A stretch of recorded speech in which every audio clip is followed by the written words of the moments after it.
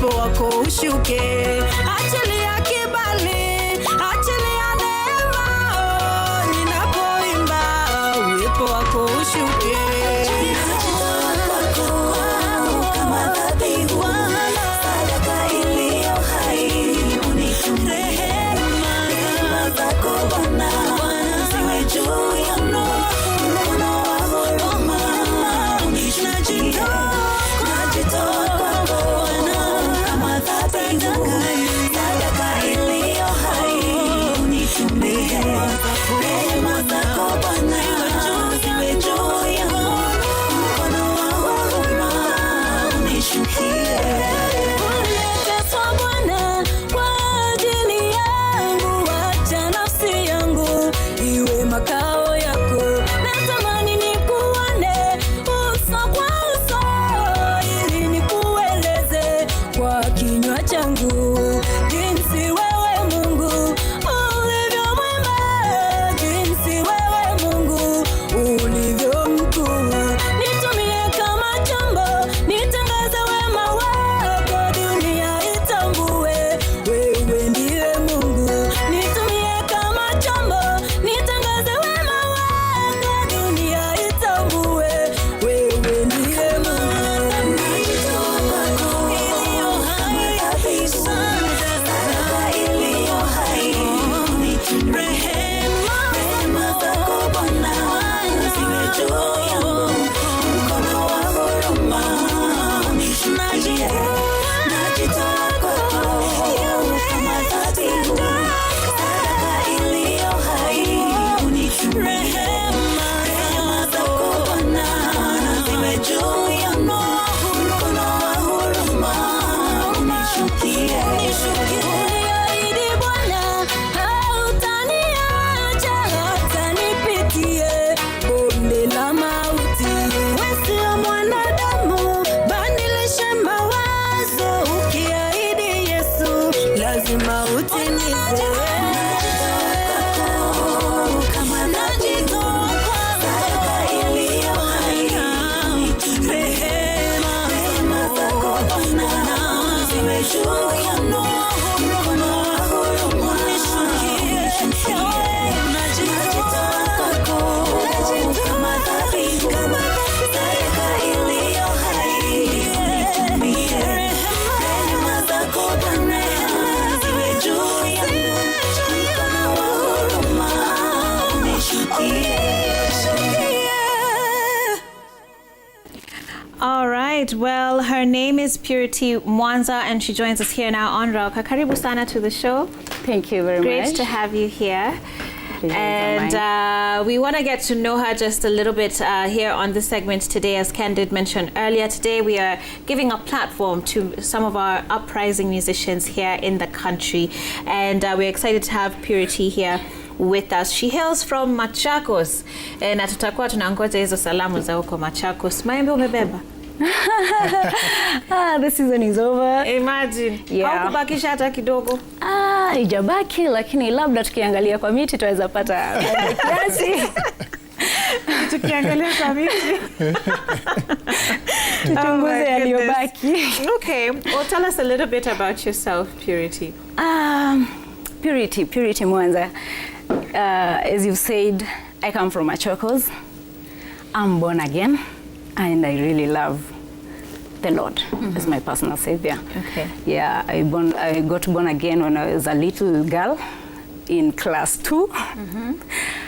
That's when I gave my life to Christ in a crusade. Okay. And since then, I've purposed to serve God. I've ministered in praise and worship. I led choruses in Sunday school, in primary, in high school. I was the chairperson of the praise and worship. Okay.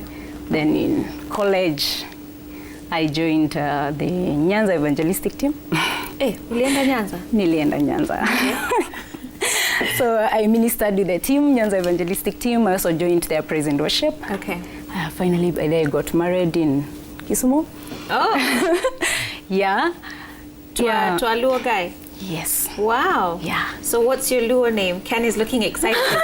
he's looking at the different places he can go shopping. So I think he's hearing Machakos now. He's like,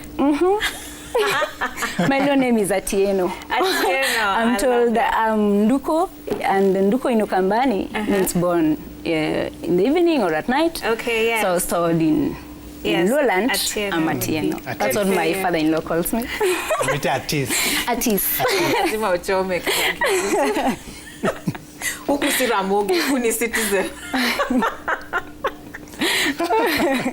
Huku ni Citizen, si Ramogi. Wacha tumuite basi Atieno. Karibu sana. Thank you.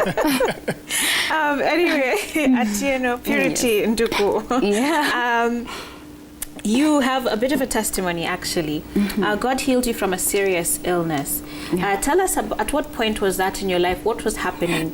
And tell us the story about God touching your life. Okay, when I joined high school, I studied in Mboni Girls. When I was in Form 3, my left leg would swell so much.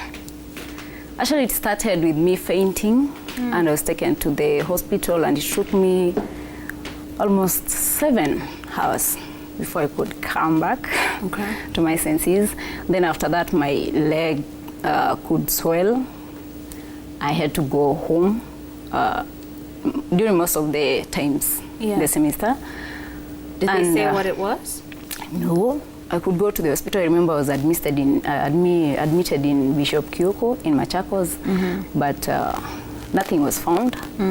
And at a time, I thought my leg was going to be cut off. And another doctor was saying that it's like you're lacking calcium and your bones, they are disintegrating. And when I started researching that, it seemed like my leg at one point might be cut off. So I went back to my church, back home, that is Redeemed Gospel Church, Kakuyuni, and the pastors really prayed for me. They made me stand on the altar, and they surrounded me, they prayed for me, and I remember them telling me that however much you pray for your purity, whatever will heal you today is your faith. However much faith we have, if you don't believe, then all these prayers will all be in vain. So I trusted in God. I said, God, if the hospitals haven't found any solution to my problem, and the skin was now peeling off, the leg was black, I just want to leave this to you. And I believe you can do it, because you've done for me so many things, and this is nothing to you. So I went back to school. The leg could swell, but it was no more painful, and it didn't get black anymore. I could walk well. I could operate normally, and I didn't have to go back to the hospital or get admitted again. And eventually the swelling came down? Yes. Wow. Then when I was doing my KCSE, it started again. But something weird happened. I had this serious headache to a point that I forgot even my name when I was doing my chemistry paper. So I had to go out. And there was this deputy, Mrs. Vetu. I really love that madam. She would call back home, even talk to the pastors, and they would keep me in prayers. I remember I forgot my name for like an hour, and I couldn't write anything. Then I went back after an hour and finished the paper.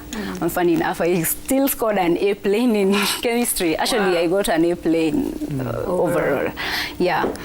So through that, I learned that the only person I can trust in is God. The only one I can trust in is God.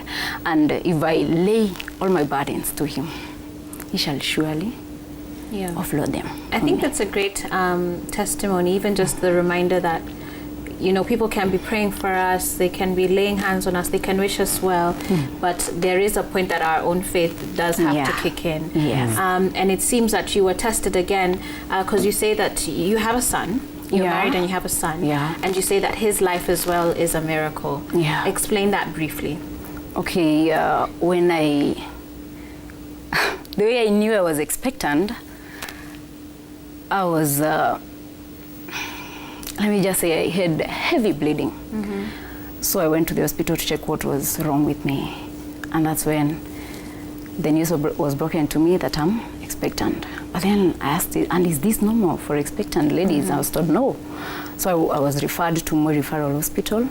They did so many ultrasounds for me that night. Until I remember the doctor said, I don't think it's healthy for us to perform these ultrasounds for you within this short period. He even called other doctors, they came. Then finally they said that I had a condition. Biconio uterus. I have 2 uteruses. Wow. And they told me that getting pregnant is a challenge. Carrying the pregnancy to due term is a challenge. Right.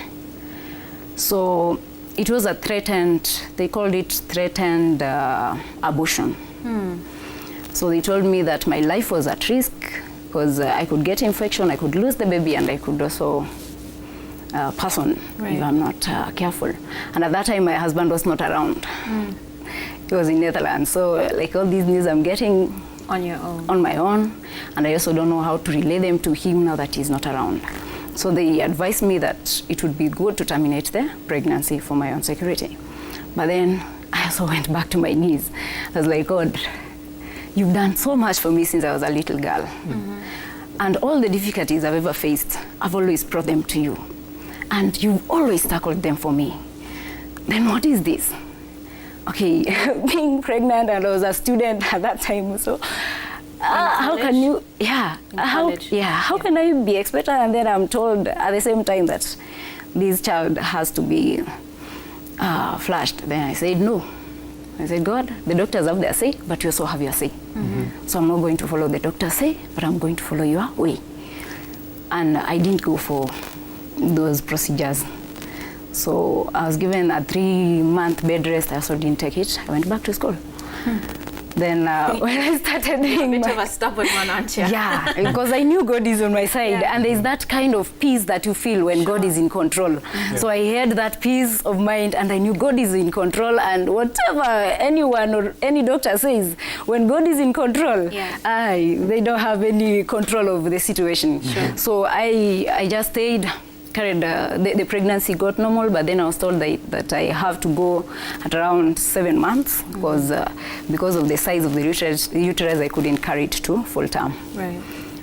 So I was very afraid. So all this while, again, they've not even, I don't know if there was treatment for the 2 uteruses or not, but at this point, you've conceived having 2 uteruses, and your baby is growing healthily. Is growing, Right. So already that's like 2 miracles just for this pregnancy. Exactly. So I just stayed at home. I went for my clinics, but I never went to Moi Referral for the checkup and all that. So I said, the 7 months, if I go, I'll have to be taken to the theater. But is it really necessary? I said, no. So I waited until the 8th month. It was 8 months, 3 weeks. It's like I was constipating. Then I said, I really don't understand that feeling. Let me just go to the hospital. And I was also told that I can't give birth normally. And given that also my mom has been having CS birth, so it seemed normal to me, but then I said, it's not normal to God. Let God have his way. So when I felt the constipation, when I called the nurse at the clinic in Moi University, told me, your case is serious, so let me just send an ambulance and take you direct to Moi Referral. So when I was taken, I didn't state my situation. I just went to the normal labor ward. I didn't even finish an hour. You gave birth? The baby just came. Wow. The easiest birth ever. Wow. The baby just came. Amazing. What a testimony that indeed there is nothing God cannot do. And thank you for sharing that. I know it's encouraged many, many people who are watching the show here today. And now you're singing as part of, I guess, your offering to God and your declaration of faith of the many different things that he's done for you. And so what's the one thing that you'd like people to walk away with from your story and from your music specifically, even as you share if you have any upcoming projects as well? The one thing that I would encourage people with is that there are some times you feel like God has left you, feel like God has forgotten you. Sometimes you wonder, am I still is my name still written in his palms? But I realized during such times, that's actually when God is working to turn things around for you. And your faith during such times really matters a lot. Because most of the biggest things that have happened in my life, and that I can say they are miracles, they happened during such times. Moments of crisis. Yeah, such moments. And I also realized I can't have such a great testimony. I can't testify of such a great miracle sometimes without having A great to go. text. Yeah. So through what I've gone through, so many other things, of course, that I've not stated here, which might be even tougher than those, I would say that when you feel like you're doubting God, still go down on your knees and lay down your burdens to Him, because He's still in control. Amen. Yeah. Thank you, Purity. That's a fantastic just testimony. What an encouraging testimony that is from Purity. And we'd love to get to know, of course, how people can reach you. Do you have any upcoming projects with your music? What can your fans look forward to as well? Yeah, you can find me on YouTube as Purity Mwanza Official, my channel. And Facebook, Purity Patrick. TikTok, Purity Mwanza. Patrick ni mzee? Patrick is still my father. Okay. All right. Yeah. Then by the end of the year, I'm trusting in God to have a worship song out. Okay, another worship song out. Yeah, I Fantastic. love worshiping God. Good. Well, you're going to sing one more song for us. Yeah. Tell us what this song is about. What does it mean to you? Okay, the song is Waweza. And as I've said, I've tasted of the goodness of God, and some of the things that seemed impossible, they were possible through Him and by His grace. And the only way, I love singing, so the only way I could express how I feel about my God, how I feel about Jesus, is through the song. Fantastic. Yeah, He's a powerful God. Yeah. He created the heaven and the earth. Yeah. So what else can He not do? Amen. Yeah. Good. Well, very quickly, you can send your salams, and then we get ready to hear this song, Waweza. Yeah, Okay. Waweza. Send your greetings very quickly right over there. Yeah, I want to send my greetings and gratitude to my husband. Babe, thank you for supporting me and for your love. To my friends, my classmates, my Facebook friends, and to my elder sister in ministry, Winnie Favor, to my wonderful house manager, Irene Kiendi, thank you so much, and to my church, home church, Kakuda Redeemed Gospel Church, and the church I fellowship in, Deliverance Church Langata. I say thank you for your support, thank you for your guidance. And to my kids, hi Jabali, hi Adas, I love you. They are my main cheering squad. Oh, so cute. Mafan. Yeah, ndio mafans wangu wa kwanza. Super cute. Yeah, and my colleagues. Good. Thank you for your support. Awesome. Well, here is Purity Mwanza with her song Waweza. Thank you for being here today. Thank you.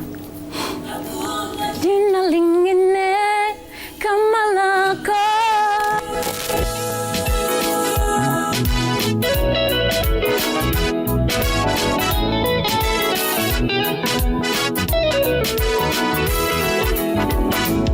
Mwenye nguvu, mwenye uweza, hakuna kama wewe. Mwenye nguvu, mwenye uweza, hakuna kama wewe. Mwenye nguvu, mwenye uweza, hakuna kama wewe.